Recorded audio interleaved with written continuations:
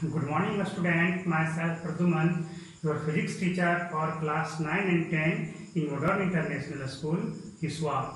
Today, just I am going to discuss some topics related with magnetic effect of electric current. That means from unit 2 in previous classes, just I have discussed about Fleming left hand rule, Fleming right hand rule, electromagnetic induction. What is Fleming left hand rule? Fleming left hand rule say about the force acting on a current carrying conductor placed in a magnetic field. Fleming left hand rule show the direction of force acting on the current carrying conductor placed in a magnetic field. Just like suppose this is a wire. In this wire current flow from bottom to top. In this direction force is acting on this. If magnetic field is from this side to this side, फिर इस तरह से magnetic field है, इस तरह से जा रहा है, तो इसके लिए आपको Fleming left hand rule use करना है. नेक्स्ट इलेक्ट्रोमैग्नेटिक इंडक्शन क्या कहता है? व्हेन इलेक्ट्रोमैग्नेटिक इंडक्शन से that when a conductor or a loop is placed in a variable magnetic field. Electromagnetic induction say that when a conductor or a loop is placed in a variable magnetic field, then a potential difference or an EMF is induced across the end of the conductor. If loop is now, first of all, today just I have to discuss electric generator or AC generator. So first of all, you have to know about AC and DC and electric generator. Alternating current. AC means alternating current. What is alternating current? DC means direct current. What is DC? Direct current. Or why we can say it direct current, and why we can say this alternating current or AC source. So AC current a current or the current which changes its direction at a regular interval of time. A current which changes its direction at a regular interval of time is known as AC current or alternating current. A simple current which changes, or an electric current which changes its direction at a regular interval of time, then this is called AC current or alternating current. In this type of current or in this type of system, that means AC system, the polarity of the system is not fixed. इसमें होता क्या है alternating current में? आप सोच लो, आप पहले से जानते हो कि current is always from positive to negative. Suppose this is your cell और battery.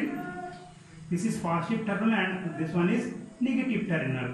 So in this case current is always flow in circuit from positive to negative. But in AC source, but in AC current, direction of current changes at regular interval of time. That means direction of current कब change करेगा? जब polarity change होगा तभी ना. आप खुद देख रहे हो कि अभी इस डायरेक्शन में जा रहा है, तो चेंज होने का मतलब इधर की ओर जाना. तो ऐसा कब होगा?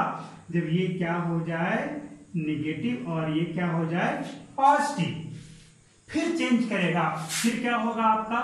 फिर से डायरेक्शन चेंज करेगा, इधर की ओर, इधर पॉजिटिव हो जाएगा, इधर नेगेटिव हो जाएगा. तो इस तरह से आपका एकदम रेगुलर इंटरवल ऑफ टाइम में बार बार डायरेक्शन ऑफ करंट चेंज होता रहता है और पोलैरिटी भी चेंज होता है ना. हम लोग जो हैं एसी करंट को इस तरह से रिप्रेजेंट करते हैं, है ना. इस तरह से, ये इस तरह से आगे बढ़ता चला जाएगा बहुत दूर तक कंटिन्यू, है ना. तो ये है हमारा symbol of the graph of AC current, है ना. आगे इसको हम काफी डिटेल में डिस्कस करेंगे, है ना. अभी तो थोड़ा सा बता दिया गया है, जब एसी जनरेटर बताया जाएगा तब ऊपर का क्या होता है पॉजिटिव और नीचे का क्या होगा नेगेटिव. चलिए कुछ और समझे. DC current. What is DC current? an electric current which always flow in same direction. The current which always flow in one direction and the direction of current doesn't be changes, that is called DC current. DC current में current का direction change नहीं होता है, वो always एक ही direction में चलता जाता है। और इसे हम लोग कैसे शो कराते हैं, तो इस तरह से ये लाइन जो है हमेशा एक ही डायरेक्शन में जा रहा है। क्या देखा, हमेशा जा रहा है। बट इस ग्राफ को आप गौर से देखो, आपको क्या लगेगा कि कभी ये ग्राफ ऊपर की ओर उठ रहा है, ऊपर की ओर उठ रहा है, यानी कि करंट आगे की ओर जा रहा है, इस डायरेक्शन में जा रहा है। फिर देखा रिवर्स हो गया, नीचे की ओर उतरना शुरू हुआ, यानी कि रिवर्स हो गया। फिर क्या हुआ, फिर ऊपर की ओर चढ़ना शुरू हो गया, यानी कि फिर आपको फिर बदल गया डायरेक्शन। तो हमेशा क्या हो रहा है, डायरेक्शन चेंज हो रहा है ना। हालांकि ये पूरी तरह से सही नहीं है, आगे बताया जाएगा कि कैसे रिवर्स होता है। जो चलिए, अनदर टॉपिक इज डायनेमो और electric generator. What is electric generator? Electric generator, this is a device, this is a machine. Electric generator is a machine which used to generate electricity, this used to generate electrical energy. In this type of device, in this type of machine, mechanical energy is converted into electrical energy. कोई भी system रहता है उसमें energy का conversion होता है। जैसे हम लोगों के पास डीजल इंजन है, किसान लोग जो है, फार्मर लोग जो हैं, क्या करते हैं, ट्यूबवेल चलाते हैं। क्या करते हैं, उसमें डीजल इंजन का इस्तेमाल करते हैं। डीजल इंजन से क्या करते हैं, डीजल को जला करके उसमें काइनेटिक एनर्जी जनरेट करवाते। काइनेटिक एनर्जी से ही आपका क्या होता है, प्रेशर जनरेट होता है अंदर में, और वो प्रेशर पानी को खींच करके खेतों में पहुंचा देता है। हम लोग पार्टी में, शादी विवाह में क्या देखते हैं, जनरेटर यूज करते हैं।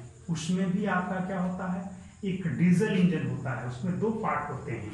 क्या होता है, दो पार्ट। आपका फर्स्ट पार्ट आपका इंजन, इसमें एक व्हील होता है इस तरह से, और सेकेंड पार्ट क्या होता है, इसका अल्टरनेटर होता है, जिसमें आपका ये आपका कपलिंग रहता है, डायरेक्ट कपलिंग रहता है। इधर से आपको डीजल इंजन को घुमाया जाता है और ये व्हील घूमता है, इसके माध्यम से इसके अंदर क्या होता है, इंजन, डीजल इंजन के अंदर फ्यूल का कंबशन होता है। कौन सा फ्यूल, डीजल फ्यूल आपका, डीजल केमिकल एनर्जी उसमें है। जलने के बाद थर्मल एनर्जी प्रोड्यूस हुआ, वो थर्मल एनर्जी क्या किया, इसको अंदर में प्रेशर जनरेट करके बड़े से व्हील को रोटेट कराया, जिसमें काइनेटिक एनर्जी आ गया। और ये काइनेटिक एनर्जी यहाँ पे आपका अल्टरनेटर, जिसको हम लोग जनरेटर बोलते हैं, जुड़ा हुआ रहता है, ये रोटेट होता है, तब जा करके इलेक्ट्रिकल एनर्जी हमें मिल पाता है। ठीक है, तो ये तो हमारा क्या था, इलेक्ट्रिकल एनर्जी जनरेट करने का एक तरीका। आइए हम लोग और आगे पढ़ेंगे एसी जनरेटर के बारे में, कि कैसे एसी आपका जनरेट होता है। डीसी तो आप जान रहे हो कि इलेक्ट्रिक सेल से भी जनरेट हो जाता है। बैटरी में भी आपका क्या रहता है, तो डीसी सोर्स ही रहता है, डीसी ही रहता है बैटरी, है ना। अब हम एसी जनरेटर का डिस्कशन करेंगे। AC generator is a machine which uses mechanical energy to produce electrical energy. There are three parts of an AC generator. AC generator के कुल 3 पार्ट हैं। आपका सबसे पहला पार्ट है प्रिंसिपल, कि AC जनरेटर कौन से प्रिंसिपल पे वर्क करता है। उसके बाद सेकेंड पार्ट क्या हो जाता है, your second part is construction and diagram of a AC generator, and third part is working process, कि कैसे AC जनरेटर आपका वर्क करता है। तो आइए, सबसे पहला जो है, सबसे फर्स्ट पार्ट आपका क्या है, यहाँ पे दिया गया है प्रिंसिपल। किस प्रिंसिपल पे आपका AC जनरेटर हो या DC जनरेटर हो आपका वर्क करता है। सिंपल सा है, on the basis of electromagnetic induction, on the basis of electromagnetic induction or the phenomenon of electromagnetic induction। तो आप कह सकते हो कि when a conductor or a coil is rotated or moving in a magnetic field, then an EMF is appear or generated across the end of the conductor, है ना। Simple सा है, कुछ है नहीं कि जब भी आप किसी कंडक्टर को किसी मैग्नेटिक फील्ड में क्या कराते हैं, मूव कराते हैं, रोटेट कराते हैं, तो होगा क्या, वहां पे मैग्नेटिक फील्ड में वेरिएशन होगा। मैग्नेटिक फील्ड में क्या होगा, वेरिएशन होगा, और उसके वजह से उनके एंड पे जो है electromagnetic force, that means EMF आपका जनरेट होने लगता है, पोटेंशियल डिफरेंस आपका आने लगता है ना। अगर वो किसी सर्किट से कनेक्टेड है, अगर वो किसी सर्किट से कनेक्टेड है तो फिर उस सर्किट में करंट पास करने लगता है। इसी फेनोमेनन को इलेक्ट्रोमैग्नेटिक इंडक्शन कहा जाता है। आइए हम कैसे ये होता है ये आपको मैं समझाऊंगा। प्रिंसिपल तो क्लियर हो गया। आइए कंस्ट्रक्शन में क्या है, तो आपको कंस्ट्रक्शन में आपको पार्ट बाय पार्ट आपको डिस्क्राइब करना होगा। फर्स्ट पार्ट क्या है आपका, फील्ड मैग्नेट। फर्स्ट पार्ट आपका क्या है, फील्ड मैग्नेट, जिसमें दो स्ट्रॉन्ग, एक नॉर्थ पोल और एक साउथ पोल जो हैं एकदम आमने सामने रखे जाते हैं। क्यों रखे जाते हैं, क्योंकि साउथ पोल का टेंडेंसी है मैग्नेटिक फील्ड लाइन को अपने में मर्ज कराना, और नॉर्थ पोल का है आपका क्या कराना है, नॉर्थ पोल को सेंड कराना। तो इस तरह से बीच का जो मैग्नेटिक फील्ड का स्ट्रेंथ है वो बढ़ जाएगा। अगर दोनों साइड ही आप नॉर्थ पोल रखोगे तब क्या होगा, तो इधर से भी नॉर्थ पोल, इधर से भी, तो दोनों एक दूसरे को रिपेल करेंगे, और ओवरऑल जो स्ट्रेंथ बीच में मैग्नेटिक फील्ड का होना चाहिए वो रिड्यूस हो जाएगा, है ना। इसलिए एक नॉर्थ पोल और एक साउथ पोल को हम लेते हैं, इसलिए to generate a strong magnetic field between the gap और बिटवीन द आर्मेचर कॉइल। अब देखिए सेकेंड पार्ट हमारा क्या है, आर्मेचर कॉइल। ये आर्मेचर कॉइल है क्या, आर्मेचर कॉइल जो है a large number of turn bounded, a large number of insulated copper wire, है ना, a large number of turn of insulated copper wire bound over a soft iron core which is placed in a strong magnetic field। Armature coil के बारे में ये कह सकते हैं कि आर्मेचर कॉइल होता क्या है, एक सॉफ्ट आयरन कोर पर इंसुलेटेड कॉपर वायर का लार्ज नंबर में इस तरह से राउंड किया हुआ रहता है, उसे ही क्या किया जाता है, इसके बीच में रखा जाता है। किसके बीच में, मैग्नेटिक फील्ड के बीच में रखा जाता है। यहाँ पे ओनली वन सिंगल टर्न लेकर के हम आपको दिखाएंगे। ये आपका एक सिंगल टर्न भी है, वायर का एक सिंगल टर्न है। इसके बारे में आप समझ सकते हो, जब एक टर्न से समझ गए, एक टर्न के थ्रू जितना हुआ, दूसरे टर्न से उसका डबल होगा, तीसरे टर्न से उसका ट्रिपल होगा, है ना, वो बताया जाएगा आगे। तो ये तो आर्मेचर कॉइल का डिस्क्रिप्शन हो गया। अब आइए कुछ इंपॉर्टेंट टर्म यहाँ पर और हैं। एक है slip ring, S1 and S2 are two slip ring which is directly connected with the end of the conductor। Slip ring के बारे में क्या कह सकते हो कि slip ring, there are two slip ring S1 S2 are provided which is directly connected with the two end of the armature coil। तो armature coil का जो दोनों एंड है ये आपका फर्स्ट एंड हो गया, ये वाला फर्स्ट एंड हो गया, और ये हो गया सेकेंड एंड। देखो फर्स्ट एंड जो है ये S1 से कनेक्टेड है, और ये सेकेंड एंड जो है देख रहे हो ये इन साइड से होते हुए इसमें कनेक्टेड नहीं है। फर्स्ट वाले में ये एंड नहीं कनेक्टेड है, S1 में नहीं है, ये आपको डायरेक्ट S2 में कनेक्टेड है।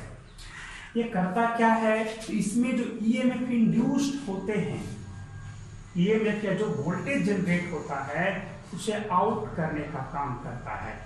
बट हम लोग इसे लेंगे कैसे, ये तो रोटेट होता रहता है, होगा ना। अगर हम यहाँ पे किसी से अगर डायरेक्टली हम यहाँ कट करके क्या करें कि दो वायर ले लें और इसको रोटेट कराएं, तब होगा क्या, रोटेट होगा, तो यहाँ पर जो वायर हम कनेक्ट किए वो भी रोटेट होगा, और ट्विस्टिंग के दौरान बार बार रोटेट होते होते क्या हो जाएगा, वो टूट जाएगा। तो उसकी सेफ्टी के लिए, उसके बचाव के लिए हम क्या लेते हैं, स्लिप रिंग लेते हैं। स्लिप रिंग आपका क्या होता है, मेटल का बना हुआ एक सिलिंड्रिकल शेप का रिंग होता है। जैसे ये हमारा पेन है, पेन दिख रहा है सिलिंड्रिकल शेप में। हम क्या करेंगे कि शायद देख लें कुछ है पेपर,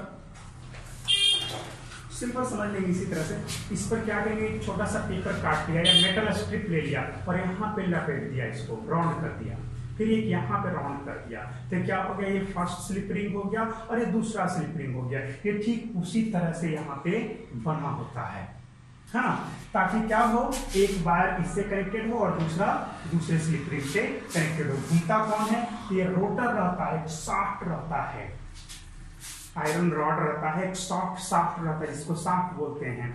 जो आप फैन में देखे हो, टेबल फैन देखे हो ना, उस टेबल फैन में क्या देखोगे कि आपका जो फैन का ब्लेड है वो किसी छोटे से पतले से रॉड से कनेक्टेड रहता है, उसे हम लोग शाफ्ट बोलते हैं, SHAFT।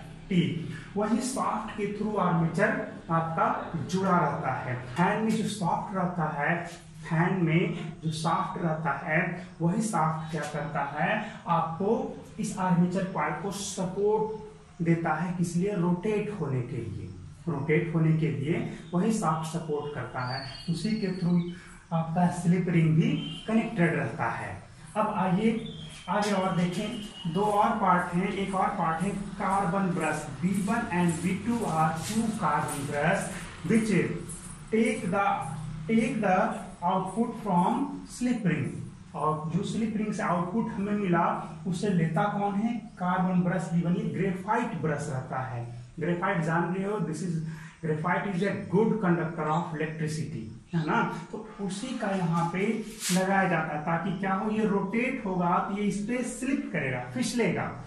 फिसलने से क्या होगा, आपका ग्रेफाइट तो आपका लगा हुआ रहेगा, एकदम बिल्कुल स्मूथ रहता है, स्लाइड एकदम हल्का फ्रिक्शन होता है, लेकिन हमेशा से ये कनेक्टेड रहता है। तो जब ये घूमेगा तो आपका ट्विस्टिंग से जो वायर टूटने का जो प्रॉब्लम था वो तो अब नहीं होगा। जैसे ये हमारा घूम रहा है इस तरह से, दिख रहा है, ये घूम रहा है इस तरह से, ये घूम रहा है, तो क्या मेरे उंगली में किसी तरह का ट्विस्टिंग हुआ, नहीं हुआ। तो इस तरह से क्या हुआ कि कार्बन ब्रश B1 जो है S1 का जो है, S1 से जो आउटपुट निकला वो प्रोवाइड कराया, B2 जो है S2 से जो आउटपुट मिला वो प्रोवाइड कराया, और यहाँ पे एक हम गैल्वेनोमीटर कनेक्ट कर देते हैं।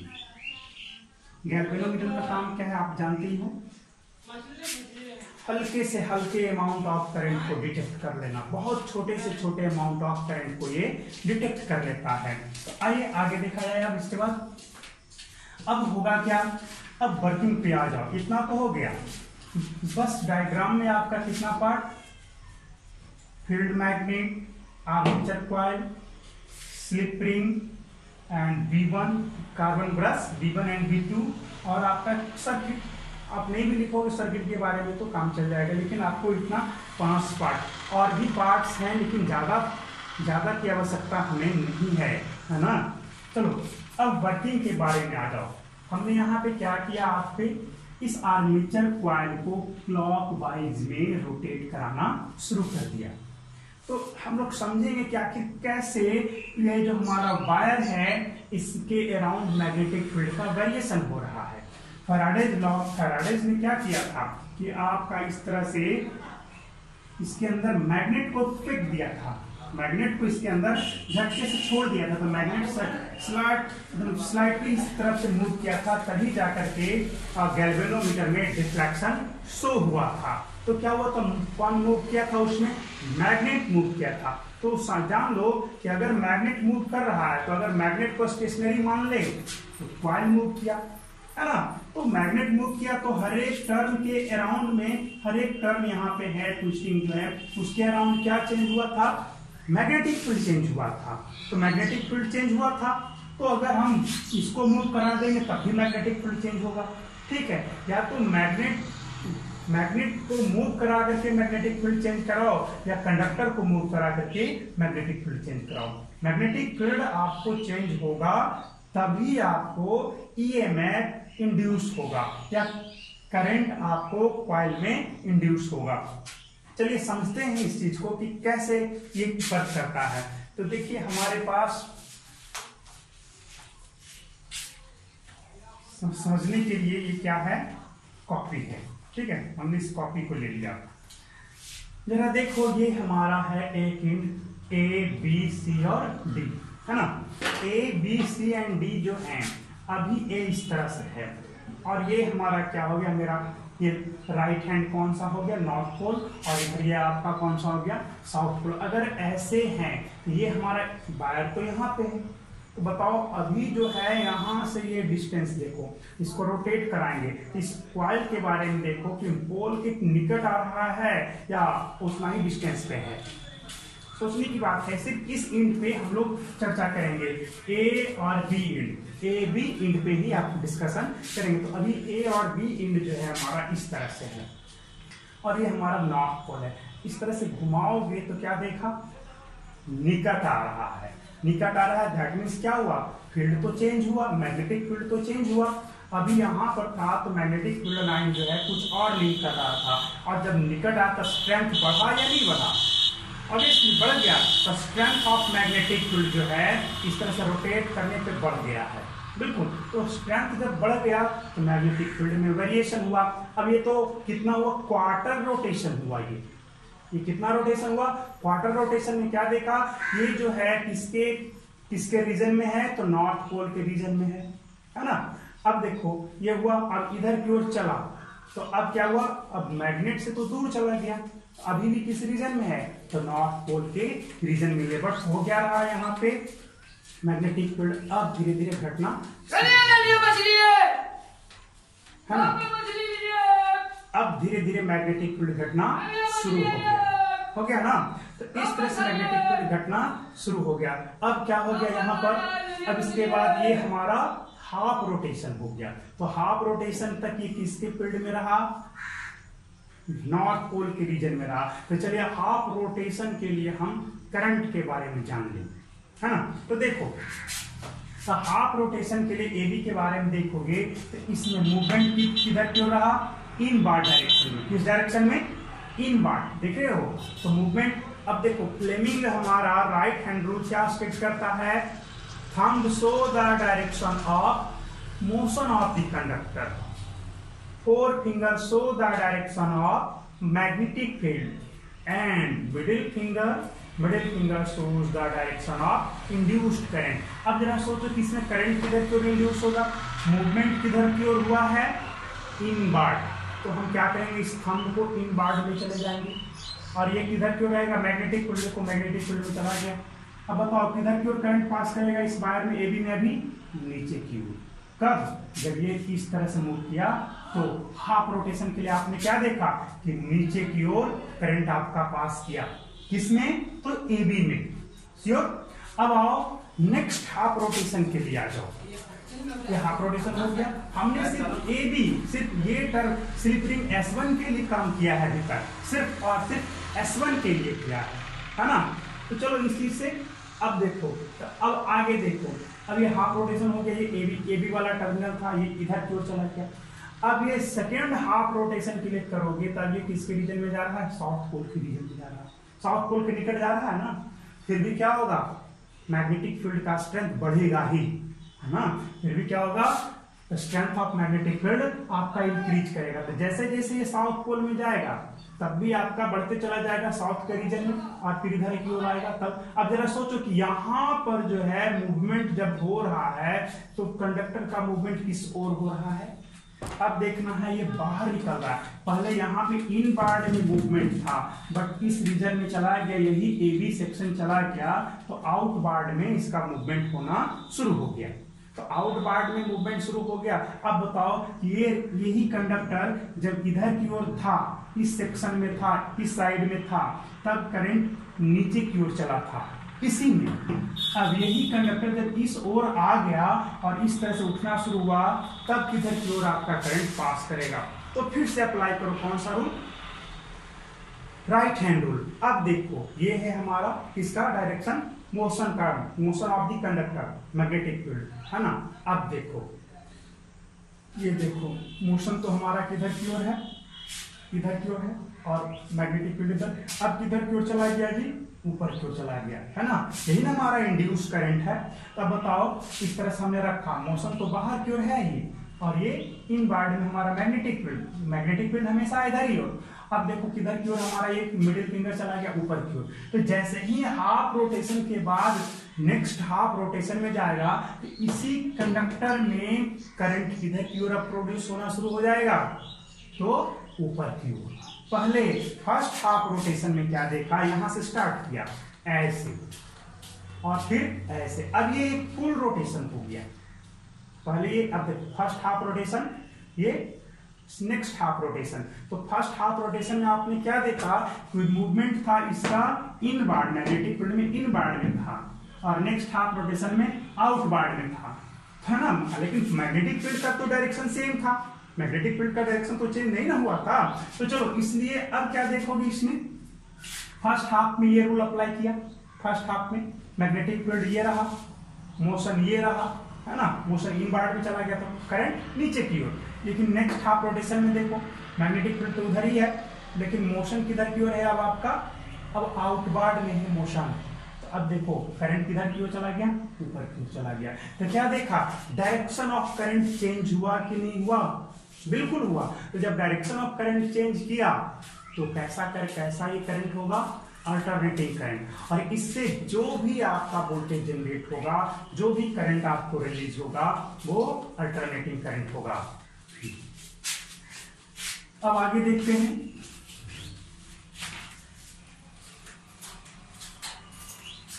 तो यहां तक तो क्लियर हो गया होगा। अब आओ कुछ और फंक्शन हम लोग स्लिप रिंग और S1 और S2 के बारे में जानिए। तो पहले भी मैंने बता दिया था S1 और S2 के बारे में कि ये कैसे वर्क करता है। S1 देख रहे हो, S1 से B1 आपका कनेक्टेड है, जो क्या करता है, हमें इसका जो आउटपुट है वो इसके थ्रू आपको दे रहा है ना। और S2 का आउटपुट B2 के थ्रू हमें मिल रहा है। चलिए कुछ और इसमें हम लोग डिस्कस करने। अब सेकेंड क्वाइल के लिए आ जाओ, सेकेंड पार्ट के लिए आ जाओ। फर्स्ट पार्ट हमारा AB था, सेकेंड पार्ट हमारा क्या है, CD है। तो जरा इसके लिए भी आ जाओ। फर्स्ट हाफ रोटेशन के लिए हम लोग चले फिर से एक बार। फर्स्ट हाफ रोटेशन में हमने AB में क्या देखा था, डाउनवर्ड करंट में था। तो CD में किधर की ओर होगा, CD में आपका अपवर्ड होगा। बिल्कुल, फर्स्ट हाफ में AB में क्या देखा था, डाउनवर्ड। तो उस फर्स्ट हाफ में CD में देखोगे तो अपवर्ड करंट आपको मूव करेगा। कैसे मूव करेगा, जो देखो ऐसे, ये हमारा CD पार्ट है। तो खुद सोच लो ना कि इसी के बारे में देखा था कि जब ये इनवार्ड में मूव किया था तो नीचे की ओर करंट, और यही जब इधर की ओर आकर के आउटवार्ड में मूव किया था तो ऊपर की ओर करंट मूव किया था।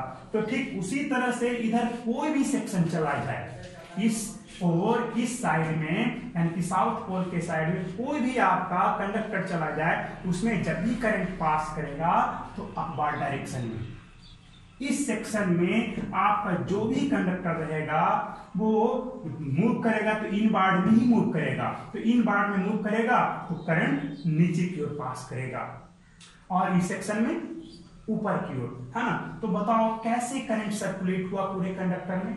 देखो CD में ऊपर की ओर चला और AB में नीचे की ओर, तो करंट इस तरह से चला, है ना, इस तरह से चला। किस लिए, फर्स्ट हाफ रोटेशन में। लेकिन जैसे ही सेकेंड हाफ रोटेशन की बात आई तो CD हमारा अब इधर की ओर नॉर्थ पोल सेक्शन में आ गया और AB साउथ पोल में। तब CD में किधर की ओर करंट पास करने लगेगा, जब इधर रोटेट करेगा तो नीचे की ओर, क्योंकि आप हमेशा ये वाला रूल अप्लाई करो ना, है ना। अब क्या हो जाएगा, इसका मूवमेंट इनवार्ड होने लगेगा और AB का मूवमेंट आउटवार्ड होने लगेगा। तो इस तरह से हम लोग working of electric generator, that means AC generator को समझेंगे। कोई भी डाउट हो आप पूछ सकते हैं, है ना। It's all for today.